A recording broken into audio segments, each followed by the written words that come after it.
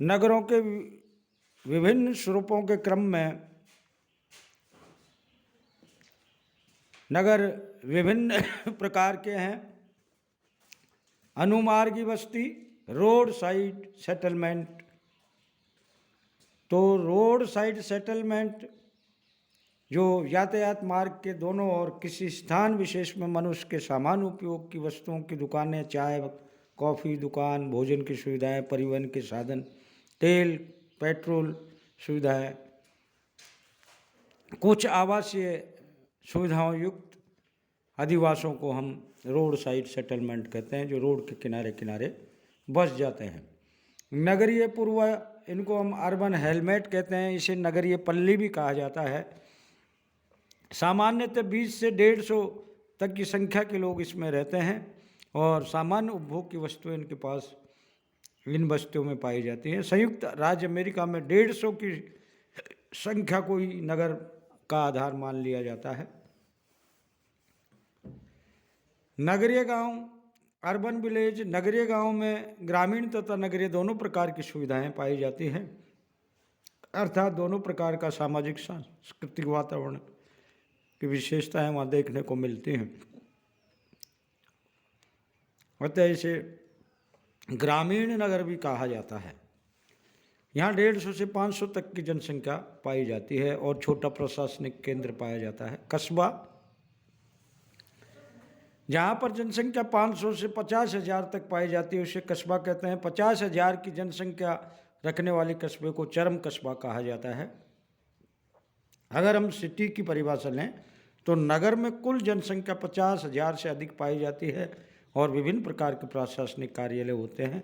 10 लाख जनसंख्या वाले नगर को मिलियन सिटी कहा जाता है। महानगर में 10 लाख से अधिक जनसंख्या पाई जाती है। किसी राज्य विशेष की या किसी प्रदेश विशेष की या प्रादेशिक राजधानी होती है और वहाँ व्यापार और प्रशासनिक केंद्र पाए जाते हैं।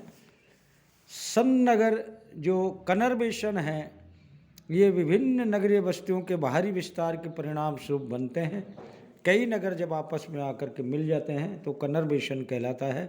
सामान्यतः सन्नगर को सतत नगरीकरण भी कहा जाता है। मेगालोपोलिस सिटी, जिन नगरों की जनसंख्या 50 लाख से अधिक होती है तथा जो बड़े भाग में फैले होते हैं उन्हें मेगालोपोलिस कहा जाता है। सर्वप्रथम 1957 में जीन गॉटमैन ने संयुक्त राज्य अमेरिका के पूर्वी समुद्र तटीय क्षेत्र में स्थित बोस्टन से वाशिंगटन के बीच 1000 किलोमीटर की लंबाई में फैले नगरीय क्षेत्रों के लिए मेगालोपोलिस शब्द का प्रयोग किया था। इसके बाद ममफोर्ड ने जिन नगरों की जनसंख्या 50 लाख से अधिक थी उन्होंने मेगालोपोलिस कहा। अतः मेगालोपोलिस नगर का चरम एवं विस्तृत रूप है जिसे सघन जनसंख्या बहुत बड़े विस्तृत क्षेत्र में निवास करती है। नगरों के विकास के कुछ उद्भव कारक हैं जिसमें भौतिक कारक, आर्थिक कारक और सामाजिक, सांस्कृतिक और राजनीतिक कारक है। अब हम मूल रूप से आते हैं कि नगरीय बस्तियों का जो प्रतिरूप है वो कैसा पाया जाता है। जिस तरह से ग्रामीण प्रतिरूप है वैसे इनके भी प्रतिरूप पाए जाते हैं। तो नगरीय आदिवासियों के प्रतिरूपों में किसी क्षेत्र के विशेष में बसे नगर में विभिन्न प्रकार के ग्रहों से बनी जो आकृति है उस आकृति को उस नगर का प्रारूप कहा जाता है।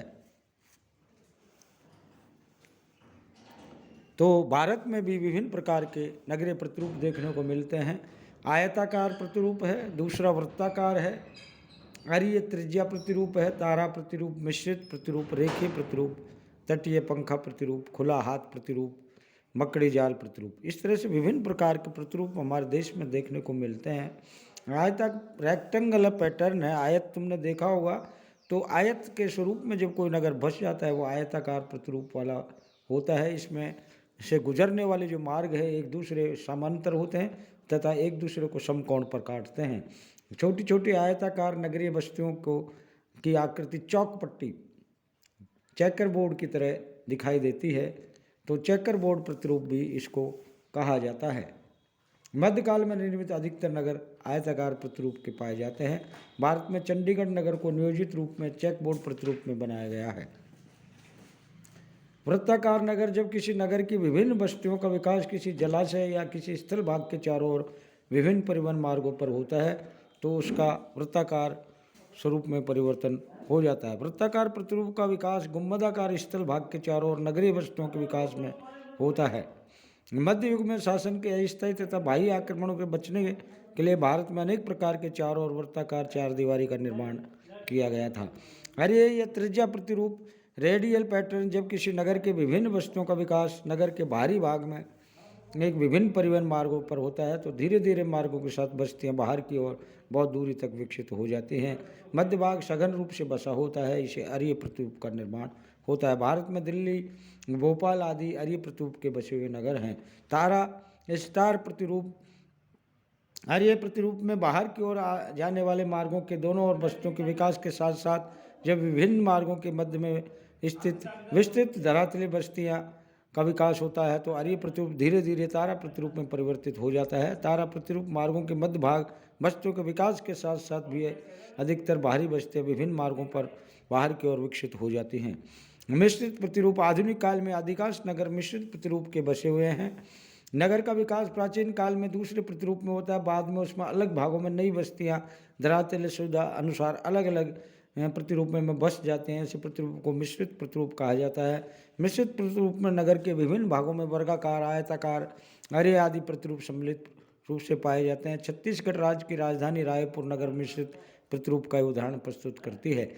रेखे प्रतिरूप में नगर किसी बाहरी नगर के किनारे या परिवहन के दोनों और लंबाकार आकृति में पाए जाते हैं। लोग सड़क मार्ग से दूर जाकर बसना नहीं चाहते, अतः वे लगातार मार्ग के पास बसते चले जाते हैं। इसके कारण रेखे प्रतिरूप का निर्माण हो जाता है। किसी नहर के किनारे, परिवहन मार्ग के किनारे ऐसे प्रतिरूपों का निर्माण होता है। तटीय पंखा प्रतिरूप ये कोस्टल फोन पैटर्न कहलाते हैं और समुद्र के तटीय भागों में पृष्ठ प्रदेश में विकसित नगरों का प्रतिरूप पंखा प्रतिरूप आकृति पाया जाता है। तटीय भाग में स्थित नगर में विभिन्न बस्तियों का विकास बाहर की ओर एक ही दिशा में पृष्ठ प्रदेश में होता रहता है। इसके साथ ही तट के सहारे भी नगरीय बस्तियां बसती हैं। धीरे धीरे नगर का विकास एक पंखे की भांति हो जाता है। खुला हाथ प्रतिरूप ओपन हैंड पैटर्न समुद्र तट के पास नदियों द्वारा निर्मित डेल्टाई क्षेत्रों में ऐसे विकास होते हैं। ऐसे प्रतिरूप विभिन्न अंगुलियों के आकार में निर्मित होते हैं। तटीय भागों कई भागों को में कट हो जाता है, अतः बीच बीच में स्थल का छोटा भाग लंबाकार आकृति में बचता है। इसके साथ साथ बस्तियों का विकास हो जाता है। मकड़ी जाल प्रतिरूप स्पाइडर वेब पैटर्न जब किसी नगर का विकास अरीय तथा वृत्ताकार दोनों प्रतिरूप में सम्मिलित होता है तो उसको मकड़ी जाल प्रतिरूप कहा जाता है। अरीय त्रिज्या प्रतिरूप में विकसित नगर के मध्य में स्थित मंदिर, किला आदि के चारों ओर बस्तियां वर्गाकार रूप में बसती है। विभिन्न नगरीय बस्तियां का मार्ग जो है वर्गाकार रूप में विकसित हो जाता है, जो बाहर की ओर जाने वाले मार्गों को इस प्रकार काटते हैं कि देखने पर ऐसा प्रतीत होता है जैसे मकड़ी निर्मित कोई जाल हो। इस तरह से ये भारत में प्रतिरूप देखने को मिलते हैं।